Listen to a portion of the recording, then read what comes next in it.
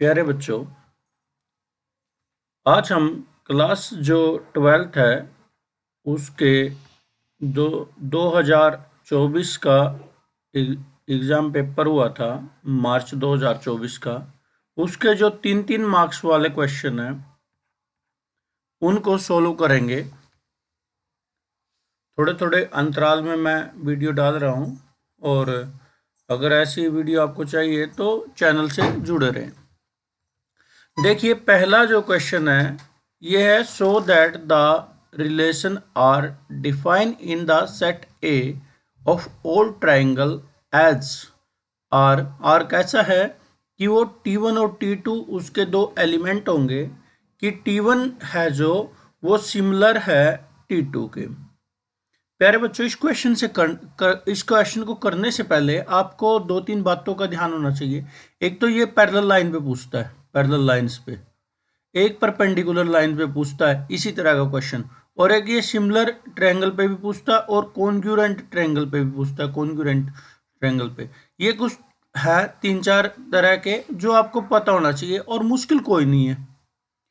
इसमें से आपको पता होना चाहिए कि एक ये परपेंडिकुलर को छोड़ के सभी क्या होंगे, इक्विवेलेंस रिलेशन होंगे। इक्विवेलेंस रिलेशन के बारे में आपको नॉलेज होनी चाहिए। जब भी आप इक्विवेलेंस रिलेशन की बात करते हैं तो उसके अंदर पहला रिफ्लेक्सिव रिलेशन होना चाहिए, दूसरा आपके पास सिमेट्रिक होना चाहिए, तीसरा आपके पास ट्रांजिटिव होना चाहिए। ट्रांजिटिव रिफ्लेक्सिव में क्या होता है, खुद का खुद से रिलेशन दिखाना होता है। सिमेट्रिक में ए का बी से है तो बी का वही ए से होना चाहिए, मैं तेरा भाई तू मेरा भाई। ट्रायंगल में क्या होना चाहिए, ट्रांजिटिव में हमारे पास ए बी का है वही संबंध, बी का फिर सी से है तो ए का भी वही सी से मिलेगा, यानी कि मैं तेरा भाई तू उसका भाई वो मेरा भाई। ठीक है, इस तरह से हम कर सकते हैं। तो अब जो हमारे पास यहाँ क्वेश्चन नंबर 26 है उस 2024 के सेट का, तो उसको लेके चलते हैं।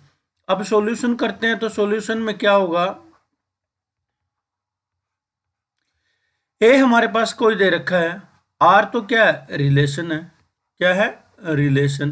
किस तरह का रिलेशन है ये, देखिए कि द सेट है जो द सेट ए क्या है, ऑफ ऑल ट्रायंगल्स। इसके अंदर बहुत सारे ट्रायंगल पड़ी हैं और जो आर रिलेशन है वो किस तरह का है, वो इस तरह से है कि अगर दूसरी के साथ पहली दूसरी दो ट्रायंगल पड़ी हैं, उनमें क्या है, जो पहली ट्रायंगल है वो क्या होगी, सिमिलर है दूसरी ट्रायंगल के। अब इसको सिमिलर वाली में आपको पता होना चाहिए, एक सिमिलर ट्रायंगल में क्या होना चाहिए, सिमिलर ट्रायंगल दूसरी सिमिलर ट्रायंगल के साथ हमारे पास 3 रिलेशन होते हैं, S S S, S A S और डबल ए। इन 3 मेथड से हो सकती है, परंतु हमें इनका यूज नहीं करना, कॉमन सेंस का यूज करना है। कैसे कि अगर ये इसके साथ सिमिलर है तो ये इसके साथ होगी। और यहां सबसे पहले क्या आता है, हमारे पास सबसे पहले रिफ्लेक्सिव आता है। रिफ्लेक्सिव को करने के लिए क्या होगा कि जो T1 और T2 की जगह 2 T1 ही होंगे जो ए के अंदर है, सच दैट क्या होगा, ट्रायंगल होती है, ट्रायंगल इज सिमिलर होती है किसके साथ, सिमिलर इटसेल्फ। वो ट्रायंगल क्या होती है, जो खुद के साथ क्या होगी, सिमिलर होगी। तो इसका मतलब क्या हो जाएगा, T1 और T1 दोनों खुद की किसके अंदर चली जाएंगी, रिलेशन के अंदर चली जाएंगी।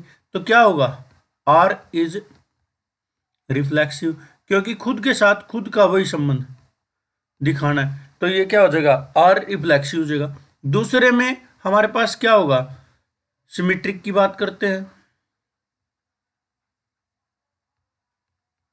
सिमेट्रिक में क्या हुआ, T1 और T2 दो ये जो ट्रायंगल्स हैं ए सेट के अंदर है, और ये T1 और T2 हमारे पास रिलेशन में भी आती हैं। रिलेशन में आती हैं तो इसका मतलब क्या होगा, T1 इज सिमिलर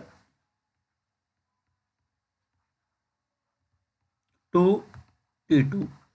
अब जब T1 सिमिलर है T2 के तो T2 भी तो T2 is similar to T1। जब T2 T1 के सिमिलर है तो इसका मतलब क्या होगा, T2 T1। ये भी किसके अंदर आ गया, ये भी रिलेशन के अंदर आ गया, क्योंकि रिलेशन में क्या, जितनी भी सिमिलर ट्रायंगल होंगी वो रिलेशन में आएंगी, जो खुद की दूसरे के साथ या खुद के साथ आ जाए। तो इसका मतलब क्या होगा, R इज सिमेट्रिक। क्या होगा, R इज सिमेट्रिक। आपने इस तरह का आता है तो इसी प्रकार से ये करना है। Next, transitive.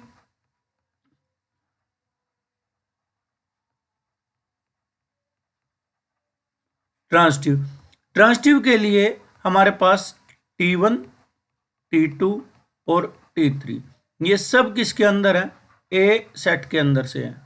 तो सच दैट क्या है कि T1 और T2 का जो रिलेशन है वो किसके अंदर है, R के अंदर है। इसका मतलब क्या हुआ, T1 सिमिलर है T2 के और T2 T3 के रिलेशन में आता है, तो T1 T2 T3 सिमिलर है तो वो रिलेशन में आएगा, यानी कि T2 सिमिलर है T3 के। अब ये कंडीशन होती है ट्रांजिटिव में, ए का बी के साथ संबंध है, बी का सी के साथ है, हमें ए का सी के साथ दिखाना होता है। तो इसका मतलब जब T1 सिमिलर है T2 के और T2 सिमिलर है T3 के, इसका मतलब हम जानते हैं कि T1 also similar to T3। तो इसका मतलब क्या होगा, इसका मतलब होगा T1 T2 T3 किसके अंदर आ जाएंगे, रिलेशन में, क्योंकि वो सभी रिलेशन के अंदर आएंगे जो हमारे पास आपस में सिमिलर है। तो इसका मतलब R इज ट्रांजिटिव। तो इसका मतलब R is a equivalence relation. इस तरह से आपने सिद्ध करना था, बड़ा आसान क्वेश्चन था। आशा करता हूं ये समझ में आ गया होगा। और अगर आपको ये अच्छे लगते हैं तो भाई लाइक ज़रूर कर दिया करो और भेज दिया करो अपने साथियों के पास जो +2 क्लास में है, ताकि किसी ना किसी का तो कोई ना कोई भला हो जाए और हमें मोटिवेशन मिल जाए। नेक्स्ट है, और पार्ट में दे रखा था ये हमारे पास क्या दे रखा है कि जो ये फंक्शन है इसको सिंप्लीफाई करना था। टेंजेंट इनवर्स है 3a² x माइनस एक्स की 3 डिवाइड कर रखा है a की 3 माइनस 3a² इसको हमें सिंप्लीफाई करना है। a यहाँ पॉजिटिव है और इसके अंदर ये लाई करता है, जो x है -a/√3 और a/√3 के बीच में लाई करता है। अब इसको सोल्व करने से पहले हमारे पास एक बात आती है कि हमें एक आइडेंटिटी पता है जो ट्रिग्नोमेट्री में, वो होती है 3 टेंजेंट इनवर्स हमारे पास x, वो होती है टेंजेंट इनवर्स 3x माइनस का x³ divide by 1 minus 3x²। ये फॉर्मूला होता है हमारा। ये बनते भी हैं सारे के सारे ट्रिग्नोमेट्री के फॉर्मूला से ही बनते हैं, जो हमारा 11th में है ना, उसी से ड्राइव होते हैं ये सारे के सारे। उधर फॉर्मूलों का आपस में रिलेशन निकलता है तो वहां से निकल जाता है, क्योंकि अगर आप ध्यान से देखोगे तो टेंजेंट 3 थीटा वो होता है 3 tangent theta minus tangent cube theta और divide by 1 minus 3 tangent square theta. इसके साथ संबंध होता है ये, यहाँ से बनता है ये। इसको एक्स पुट करके अपना आराम से निकाल सकते हैं, फिर इधर लेके आएंगे तो उधर से आइडेंटिटी बनती है ये। हमें इससे मतलब नहीं, हमें किससे मतलब है, हमें इससे मतलब है। अब इस पूरे को अगर मैं इस रूप में ले आऊं तो हम डायरेक्ट यहाँ लिख सकते हैं, परंतु यहाँ तो 3a है, यानी कि 3 भी चाहिए, और पूरा ये 3a नहीं है, x है, तो पूरा x में चाहिए। कैसे निकलेगा? अगर x में चाहिए तो मुझे यहाँ से a स्क्वायर गायब करनी पड़ेगी, परंतु फिर ये स्क्वायर यहाँ नीचे किस में आ जाएगा? डिवाइड में, ऊपर 3 नीचे 2 पावर रहेगी, इसका मतलब कुछ ना कुछ गड़बड़ है। तो हमें क्या करना पड़ेगा? हमें शायद x बाई a में रूप करना पड़े। तो चलिए हम करते हैं। ऊपर जो हमारे पास ये दे रखा है tangent inverse 3a square x minus x की 3 और divide by a cube minus 3a x square है। ये देखो यहां हमें 1 चाहिए। क्या चाहिए? 1। यहाँ क्या चाहिए? 1 चाहिए। यदि यहाँ 1 चाहिए तो इसका मतलब a क्यूब बाहर लेना पड़ेगा। यहां से a क्यूब बाहर ले लेंगे तो कहीं बाहर नहीं बचता, तो ऊपर a क्यूब भी बाहर ले लेते हैं। तो क्या बचेगा? हमारा आइडिया कहाँ से लगा? हमें यहाँ से लगा कि हमें 1 चाहिए। यहाँ 1 चाहिए तो हमारे पास क्या होगा? अब देखिए ऊपर से भी a क्यूब बाहर ले लेते हैं। बाहर लेने का मतलब है 3a स्क्वायर x, उसको भी a क्यूब से डिवाइड, माइनस x क्यूब है उसको भी a क्यूब से डिवाइड, और नीचे भी जब हम ले रहे हैं तो a क्यूब, तो a क्यूब का बाहर लेने का मतलब है, यानी कि कॉमन लेने का मतलब है इसको भी a क्यूब से divide, minus 3a x square उसको भी a क्यूब से डिवाइड, और ये कंप्लीट। यहाँ से a क्यूब से a क्यूब कैंसिल आउट हो जाएगा, a क्यूब से a क्यूब कैंसिल आउट। यहाँ 2 पावर थी, 1 पावर कैंसिल आउट, यहाँ आपस में ये दोनों कट जाएंगे, यहाँ 1 पावर से कट जाएगी। तो हमारे पास बचेगा क्या? हमारे पास बचेगा टेंजेंट इनवर्स, ये बचेगा 3x by a, 3x by a यहाँ बचा। तो माइनस दोनों की शक्ति 3 है, तो x बाई a की जो शक्ति है वो भी 3 हो जाएगी, पावर क्या हो जाएगी? 3 हो जाएगी। डिवाइड बाई ये वैसे लग गया, यहाँ 1 मिल गया और ये मिल गया 3, यहाँ शक्ति 2 बची है, यहाँ भी 2 बची है, तो क्या बचेगा? x बाई a उसकी पावर 3। तो अब हमारे पास देखिए यहाँ ये रूप आ गया इसका, यानी कि x की जगह पे क्या है? x बाई a, और ये क्या है? 1 भी है, बिल्कुल सेम है, यानी कि x की जगह क्या है? x by a। तो हम इसको डायरेक्ट लिख सकते हैं 3 tangent inverse x by a, hence proved. ये इस तरह से आपको ये फॉर्मूले बना के चलने हैं। जो x होगा वो क्या होगा? इनके बीच में होगा a by root 3, a by root 3, इसके बीच में। ये इनकी रेंज डोमेन का सिस्टम होता है। जब आप इनको कन्वर्ट करना सीखोगे तो पता चल जाता है, आपने सीख भी रखा होगा।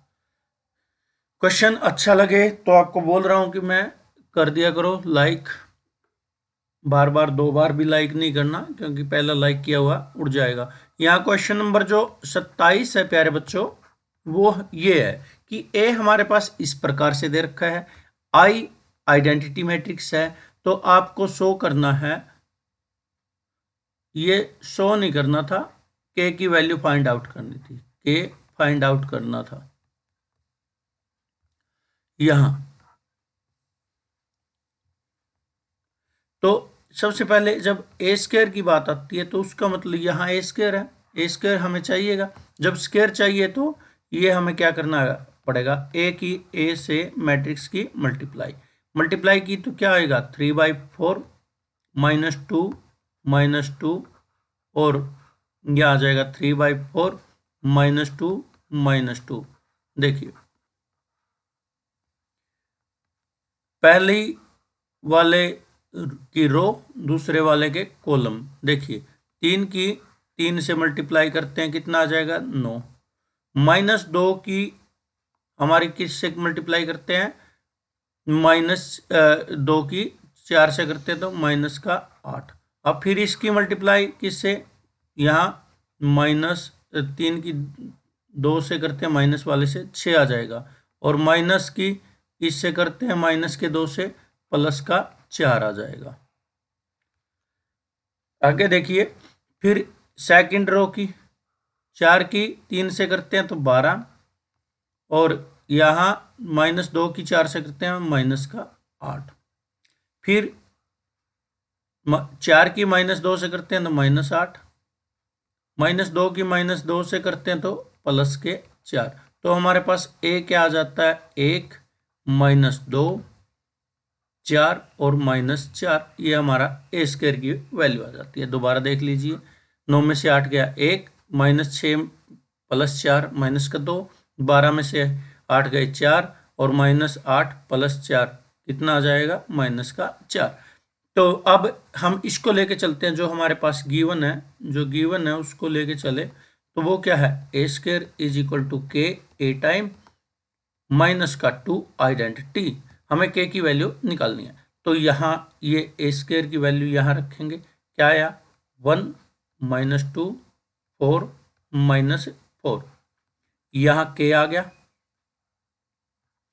k क्या आएगा 3 4 -2 -2, क्योंकि a की जगह a की वैल्यू 2 टाइम आइडेंटिटी है 1 0 0 1। जब हम इसको सोल्व करेंगे तो क्या आ जाएगा, 3k -2, यहाँ से फिर -2 के ये 0 के साथ 0 हो जाएगा, यहाँ आ जाएगा 4k, आ गया ये, तो ऐसे कैसा, फिर -2 के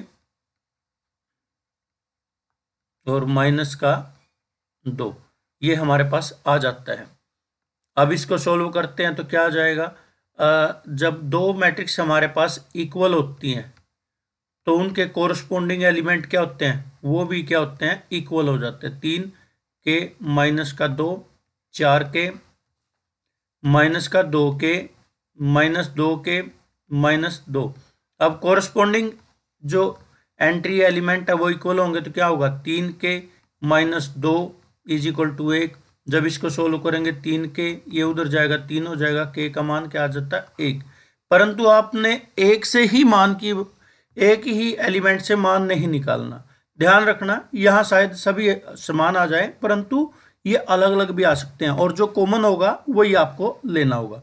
यहाँ देखिए दूसरा है -2 -2k, जब कैंसिल आउट करते हैं यहाँ भी k की वैल्यू क्या आ जाती है, 1 आ जाती है। ऐसे ही 4k = 4 आ जाता है, यहाँ से भी k की मान क्या आता है 1, और लास्ट वाले को भी सोल्व करेंगे, -2k -2 बराबर है -4, और इसको भी सोल्व करते हैं तो k की मान कितना आता है 1। तो k का मान हमारा यहाँ तो 1 आ गया, परंतु प्यारे बच्चों आपने कई बार क्वेश्चन ऐसा आ जाता है अलग अलग वैल्यू आ जाती है, तो उनमें से जो सभी में से कॉमन आती है वो वैल्यू मानी जाती है इसकी। क्लियर है? चलिए क्वेश्चन नेक्स्ट पे चलते हैं। हमारे पास ये क्वेश्चन है जो क्वेश्चन नंबर 28 है, लिमिट और कॉन्टिन्यूटी का ये क्वेश्चन है। कहता है find the value of k, की वैल्यू निकालनी है, so that the function f(x) k time cos x divide by pi -2x, यदि x हमारा π/2 नहीं है, और 3 आएगा यानी कि x जब π/2 है। तो फंक्शन क्या दे रखा है, कॉन्टिन्यूस दे रखा है। तो कॉन्टिन्यूस दे रखा है तो देखिए फंक्शन दे रखा है continuous, f(x) is continuous, f(x) is continuous, क्या आ जाएगा, कॉन्टिन्यूस एट x = π/2 पे। जो फंक्शन कॉन्टिन्यूस होता है उसका मतलब होता है लेफ्ट हैंड जो लिमिट होती है वो राइट हैंड लिमिट के बराबर होती है, और value of the function at the point, तीनों की वैल्यू क्या आएगी, सेम आएगी। लेफ्ट और राइट आप ज़्यादातर उन्हीं में लेना जिनमें मोड आ जाता है या less than greater than inequality दे रखी होती है। जब हमारे पास ये चीज़ है, वैल्यू ऑफ फंक्शन, यहां से value of function at x = π/2 पे कहाँ आएगी, क्या आएगी, जहां पाई x के इक्वल है, यानी कि ये है, ये π/2 x के इक्वल है, तो वैल्यू ऑफ फंक्शन क्या आएगी, जो वैल्यू ऑफ फंक्शन है π/2 पे वो कितनी है 3। ये तो हमारा काम हो गया। अब हमें निकालना है कि जो फंक्शन की लिमिट, यानी कि जो limit f x goes to pi by two f x. अब इस पे हमें लिमिट निकालनी है। लिमिट निकालेंगे तो क्या हो जाएगा, limit x goes to pi by two. या फंक्शन है, फंक्शन आपको पता यही है, क्या है, के time cos x divide by pi minus 2x। हम अब हम यहाँ पुट करते हैं, पुट क्या करेंगे, जो pi by two plus h है वो x है। जब हमारा x goes to pi by two तो हमारा क्या होगा, h गोज टू 0, क्योंकि यहाँ पाई बाई टू की वैल्यू रख के देखेंगे तो क्या आ जाएगा, 0 आ जाएगा। अप्रोचेज करेगा नियरेस्ट, तो अब ये क्या हो जाएगा, अब लिमिट रखोगे ना, अब x नहीं रखनी, क्या रखनी है, h रखनी है। क्या रखनी है, h, लिमिट h के टाइम जहां हमारे पास x है वहां रखनी है पाई बाई टू प्लस h, और डिवाइड बाई, ये पाई है माइनस 2 बाहर है, पाई बाई टू प्लस h। या माइनस भी ले सकते हो आपकी मर्जी है, माइनस लेके भी कर सकते हो। ये आ जाएगा के टाइम, और ये सेकंड क्वाड्रेंट में चला गया तो ये क्या आ जाएगा, साइन एच और माइनस का, क्योंकि कोस होता है सेकंड क्वाड्रेंट में नेगेटिव। ये आ जाएगा पाई माइनस 2 की पाई बाई टू से करते हैं तो माइनस पाई, और माइनस की प्लस से करते हैं तो माइनस 2h। ये आपस में कैंसिल आउट हो जाएंगे, तो हमारे पास बचेगा लिमिट h गोज टू 0। ऊपर आ जाएगा माइनस का k sine h divide by minus का 2h। देखिए माइनस से माइनस कैंसिल आउट, ऊपर क्या है k बाहर आ जाएगा नीचे से ये, और ये आ जाएगा लिमिट h टेंड टू 0, और ये आ जाएगा साइन h बाई h। और आपको पता है कि जहां भी अगर लिमिट x गोज टू 0 आ जाए और साइन x बाई x आ जाए तो उसकी वैल्यू 1 होती है। ऐसे ही ये टेंजेंट पे होती है, रेसिप्रोकल भी होता है। Limit x goes to 0 x by sine x आ जाता है, वो भी 1 होता है। तो यहां से क्या हो जाएगा, ये वैल्यू आ जाएगी k बाई टू गुणा में 1, तो ये आ जाएगी k बाई टू। तो हमारे पास क्या आएगी, जो k बाई टू है, एफ एक्स क्या है, एफ एक्स इज कॉन्टिन्यूस, तो ये किसके बराबर आ जाएगी, 3 के। तो k का मान किया जाएगा, क्रॉस मल्टीप्लाई करते हैं तो 6। ये हमें निकालना था। क्वेश्चन बहुत आसान आए हुए थे, बस थोड़ा सा दिमाग से काम करना था। नेक्स्ट देखिए हमारे पास क्वेश्चन नंबर नेक्स्ट है 29। कहता है a balloon which always remain spherical has a variable diameter. कहता है कोई बैलून है, गुब्बारा है जो हमेशा क्या आता है, वो गोल ही रहेगा, एक गोले की तरह रहेगा, जिसका ये डायमीटर दे रखा है। डायमीटर कितना दे रखा है, 3/2, और ये क्या आ जाएगा हमारे पास 2x प्लस 1 इसका डायमीटर है। हमें जब आगे पढ़ते हैं क्या कहता है, find the rate of change its volume. Volume निकालनी है with respect to x, x के रिस्पेक्ट में सी के वॉल्यूम निकालनी है। तो प्यारे बच्चों, वॉल्यूम हमारे पास क्या होती है, लेट कर लिया, लेट जो v denote volume of sphere या बलून, जो बलून है वो क्या है, ये आ गई। और वॉल्यूम क्या होती है, वो होती है 4/3 पाई, और जो रेडियस होती है ना, रेडियस उसकी पावर 3 होती है। अब हमें डायमीटर दे रखा है, डायमीटर था हमारा 3/2 2x प्लस 1 दे रखा है। तो रेडियस कितनी होगी, रेडियस इसकी आधी होती है। अब जो फ्रैक्शन वाले होते हैं उनको आधा करने का मतलब होता है 1/2 से मल्टीप्लाई। 1 की 3 से 3 आ जाएगा और 2 की 2 से 4, 2x + 1 ये आ जाएगी। तो अब वॉल्यूम क्या होगी?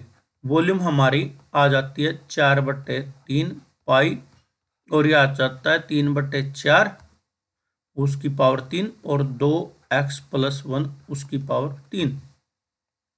ये हमारे पास क्या आ जाता है? वॉल्यूम। ये आएगा 4/3 गुणा ये 9 27 भाग 64। जब इसको काटते हैं तो ये 9 आ जाता है, ये 16 आ जाएगा और ये पाई ऐसे कैसा 2x + 1 उसकी पावर 3। तो v हमारे पास क्या मिला 9/16 पाई और ये आ जाएगा 2x + 1 उसकी पावर 3। अब ये हमें रेट ऑफ चेंज निकालना है। रेट ऑफ चेंज का मतलब डेरिवेटिव होता है रेट ऑफ चेंज। इसका वॉल्यूम का रेट ऑफ चेंज किसके रिस्पेक्ट में? हमारे पास x के, क्योंकि ये होता है dy/dx। इसका मतलब होता है rate of change of y with respect to x। तो यहां क्या होगा? Differentiate 1 with respect to x। तो आप इसको x के रिस्पेक्ट में लोगे तो dv/dx और यहाँ क्या होगा? ये कांस्टेंट है π/16 और ये लिखा जाएगा d/dx और ये 2x + 1 उसकी पावर 3। तो अब हम आगे चलते हैं, क्या आ जाएगा? dv है जो बाय dx क्या हो जाएगा 9π/16 और फिर PFA होता है PFA फॉर्मूला। ये फॉर्मूला नहीं, टेक्निक है मेरे द्वारा जो मैं बनाता हूँ बच्चों को पढ़ाने के लिए। पहले पावर को, फिर फंक्शन को, फिर एंगल को चेंज किया जाए। तो ये जो पावर है, पावर चेंज होगी तो आगे आएगी ये, फिर अंदर बचेगा 2x + 1, पावर को 1 कम कर दिया। फिर डेरिवेटिव किसका करना हमें? फिर डेरिवेटिव करना फंक्शन का। फंक्शन क्या है? अंदर वाला 2x + 1। देखिए ये आ जाएगा 27π/16 और ये 2x + 1 to the power this और अंदर करते हैं तो इसका 2x का तो 2 आ जाएगा और इसका 0। फिर ये 2 से कैंसिल आउट हो जाएगा, ये 8 आ जाएगा। तो आपका आंसर क्या आएगा? 27π/8 और 2x + 1 स्क्वायर। ये हमारा आंसर आ जाता है। क्या आ जाता है? आंसर। ठीक है, ये इस प्रकार से आपको क्वेश्चन करना था। चलिए हम नेक्स्ट क्वेश्चन पे चलते हैं। ये बहुत ही सुंदर क्वेश्चन, अभी सुंदर तो सभी होते हैं क्वेश्चन। कहते हैं इसको इंटीग्रेट कीजिए, जो ये है इंटीग्रेट करना है। अब जब भी हम इंटीग्रेशन करते हैं तो हमारे पास ये दे रखा है tangent x divide by sin x cos x dx। जो ये क्वेश्चन है अभी, जब हम इसको इंटीग्रेट करेंगे डायरेक्ट ऐसे ही करते हैं तो क्या होगा? ऐसे डायरेक्ट करते हैं तो ये हमारा सोल्व नहीं होगा। तो हमें कुछ ना कुछ दिमाग लगाना पड़ेगा। अगर मैं टेंजेंट दे रखा है और अगर ये आता है हमारे पास, एक बार फंक्शन आप करते हो तो इंटीग्रेशन में f(x) अगर उसकी पावर n दे रखी है और f' यानी कि उसका डेरिवेटिव भी साथ दे रखा है, तो हमारे पास जो डायरेक्ट इंटीग्रेशन होता है उसकी पावर में 1 जुड़ जाएगा और नीचे भी उसी से भाग हो जाएगी और प्लस का c लग जाता है। हम ऐसी एक तरीका बनाने की कोशिश करेंगे। चलिए हम इसका इंटीग्रेशन करने से पहले इसको सेटिंग करते हैं। अब ये टेंजेंट है, अभी अगर मैं कहीं पूरे को टेंजेंट के रूप में ले दूं तो मेरा काम हो जाएगा। यहाँ टेंजेंट बनाने के लिए हमें क्या चाहिए? अगर कोट होता तो कोट बनाने की कोशिश करते। यह टेंजेंट है, टेंजेंट बनाने के लिए हमें क्या चाहिए? इस sin x को किससे? कोस से डिवाइड करना पड़ेगा। पर यहाँ एक कोस दे रखा है, कोस दे रखा है, उसके साथ फिर कोस की मल्टीप्लाई करनी पड़ेगी और dx आपने लगाना पड़ेगा, क्योंकि इसके बगैर काम नहीं चलेगा। किसके अंडर आपको डेरिवेटिव ये इंटीग्रेशन करना, वो हमें यही बताएगा। तो ये हमारे पास क्या आ गया? ऊपर तो आ गया टेंजेंट एक्स, नीचे आ गया टेंजेंट एक्स और ऊपर वाले टेंजेंट एक्स का रूट, और नीचे आ जाता है ये cos square x D x.